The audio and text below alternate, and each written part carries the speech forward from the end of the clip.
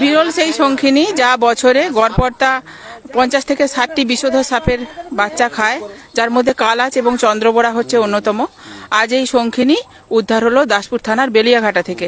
নমস্কার, স্থানীয় সংবাদের পক্ষ থেকে আমি তৃপ্তিপাল কর্মকার, আর আমার সঙ্গে রয়েছে রবীন্দ্র কর্মকার। তো সেই শঙ্খিনী সাপটি দেখতে থাকুন উদ্ধারের ভিডিও, এবং ডিটেলস জেনে নেব আমরা রেস্কিউ টিমের সদস্য মলয় ঘোষের কাছ থেকে। দেখুন সাপটি উদ্ধার চলছে এখন।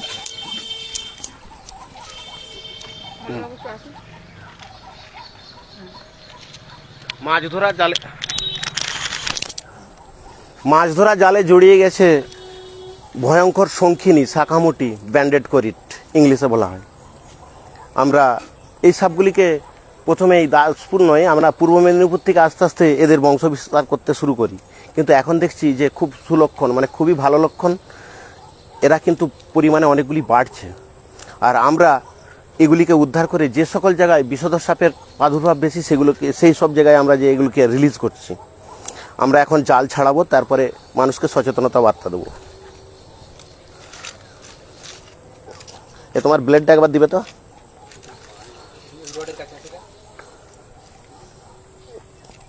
সাপের তো চোখ নেই, এরা না সঙ্গে সঙ্গে সবই বলবো, আগে ছাড়িয়ে নি।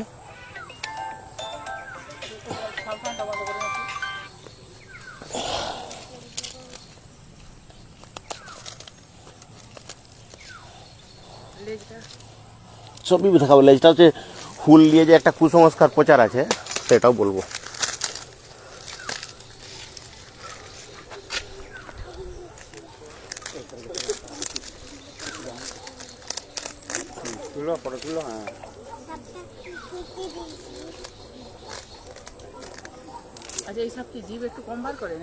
না, এর মুখটা ছাঁটা হয়ে আছে।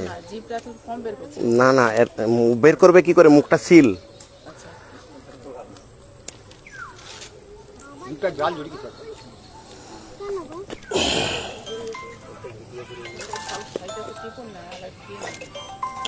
ও এমন মুড়ছে আমাকে।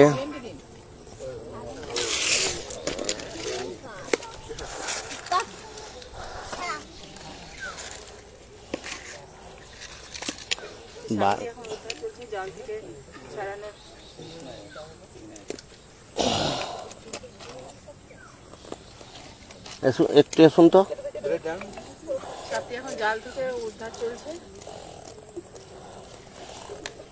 এটা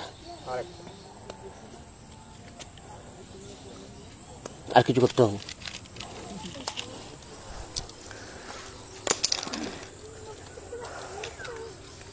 ব্যাস, একে আর লাগবে না। ঠিক আছে,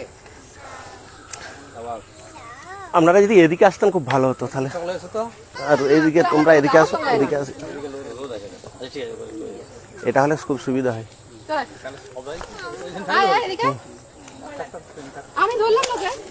এটি অ্যাকচুয়াল শঙ্খিনী শাকামুটি ব্যান্ডেড করিট ইংলিশে বলা হয়।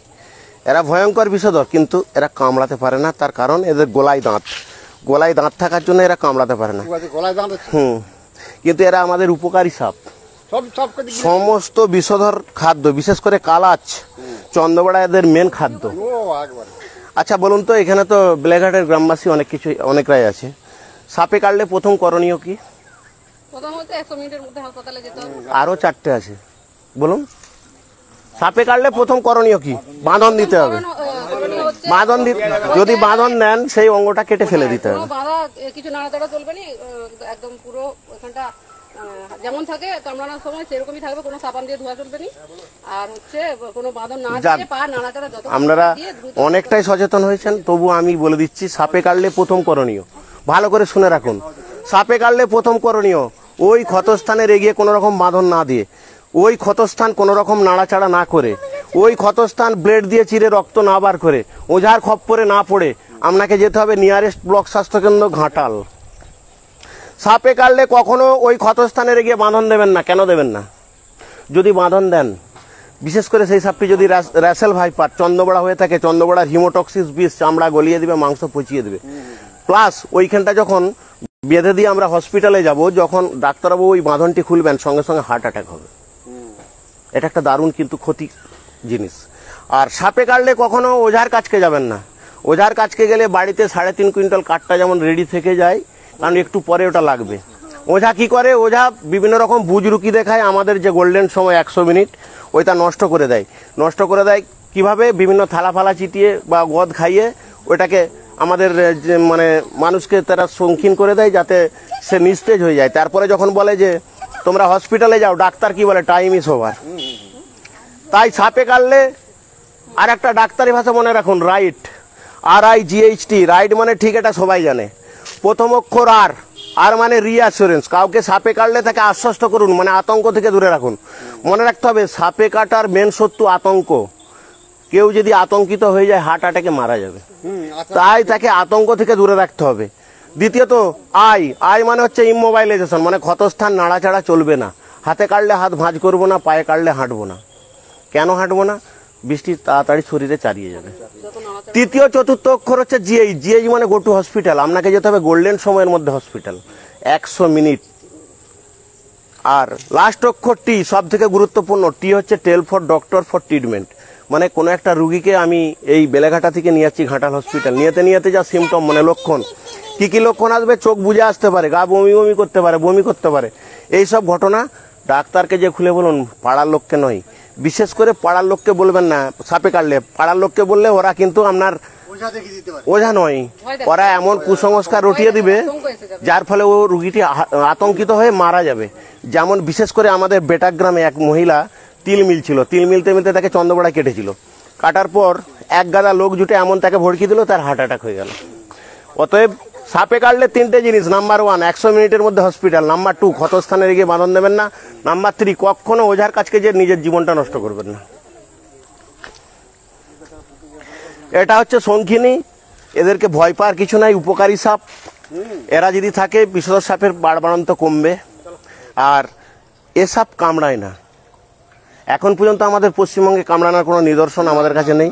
আর কামড়িয়ে দিলে যে এভিএস আদৌ আছে কিনা আমার জানা নেই।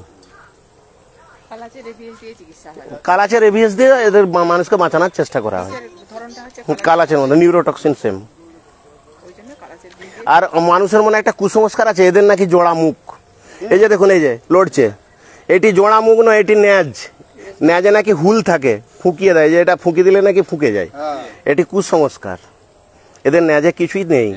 ন্যাজটা ভোঁতা তো, আর এত কাঁপে না, থরথর করে, মনে হচ্ছে যেমন এক্ষুনি ফুঁকিয়ে দিবে। এই যে অনেকে বলে হুল আছে, কিন্তু হুল নয়, এটা ন্যাজ। ধরছি।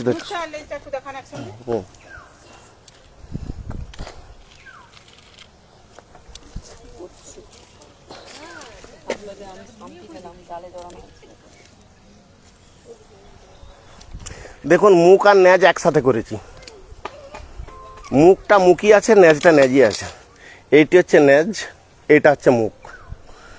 এদের ন্যাজে নাকি হুল থাকে, মানুষের যেটা কুসংস্কার, হুল ফুটিয়ে দেয়।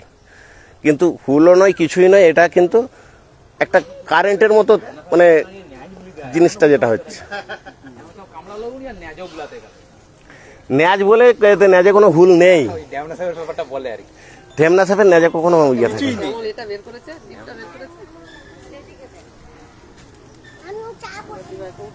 এরা পাক খাই বিরাট, আর এদের বডিটা সবসময় ত্রিকোণ বডি, ত্রিভুজ। এদিকে মারতে যাবেন কেন? এরা আমাদের উপকারী সাপ। এটা সেম আমার মতো 5.5 ফুট, পুরো আমার মতো 5.5 ফুট।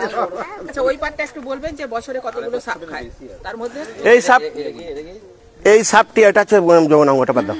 এই সাপটি বছরে 40 থেকে 50টা বিষধর সাপ খায়। এই একটি সাপ মেন খাদ্য হচ্ছে কালাচ আর চন্দ্রবড়া।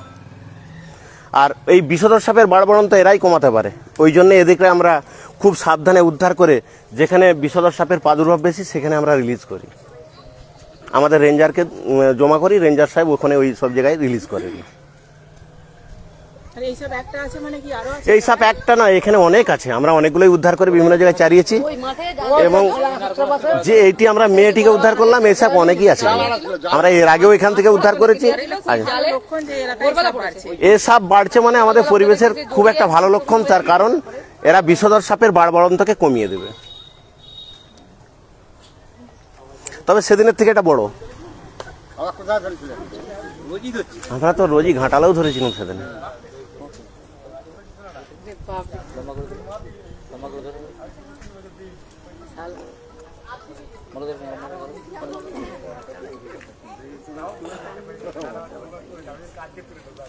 এটা আমার সেম হবে, সেম 5.5 ফুট প্রায়,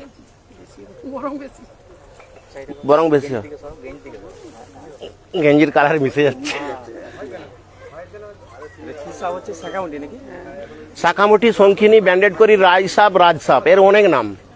সাপের রাজা, রাজসাপ, রাজসাপ, শঙ্খিনী, ব্যান্ডেড করি, এর অনেক নাম। আচ্ছা দাদা, আপনারা, আমি অনেকবার দেখেছি আপনাকে ফেসবুকে, এগুলো কি জঙ্গলে ছেড়ে দেওয়া হয় না কোনো একটা এরিয়ার মধ্যে ছেড়ে দেওয়া? মানে মানে মানে আমাদের যিনি রেঞ্জার, তিনার নির্দেশ মতো যেখানে যেখানে উনি ছাড়তে বলেন আমরা সেখানে সেখানে আমরা রিলিজ করি। আর এই সাপগুলি কখনোই জঙ্গলে রিলিজ হয় না। এই সাপ হচ্ছে লোকালে, যেখানে সাপের পরিমাণ বেশি, বিষধর সাপের পরিমাণ বেশি, সেখানে একে রিলিজ করতে হয়। এর দিকে জঙ্গলে ছাড়া হয় না।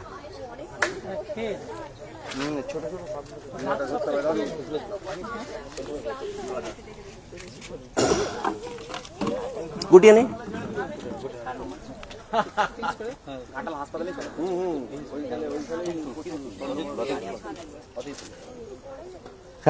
ইয়ে করি, এই যে আমরা সচেতন বলে আমরা ডেকে দিলাম, অন্য লোকে তো মেরে দেয় না। এসবকে মারবেন না একবারই। ওটা নয়, ওটা জালের ঘোষ। জালটাই তো ভোরবেলা থেকে পড়েছিল। খিঁচি দিচ্ছে দেখছেন, আমি হাতে করে টিপেও হয়নি।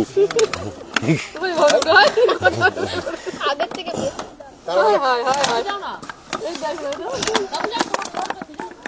তাকে ঠিলে ঠিলে ঢুকাতে পারবে।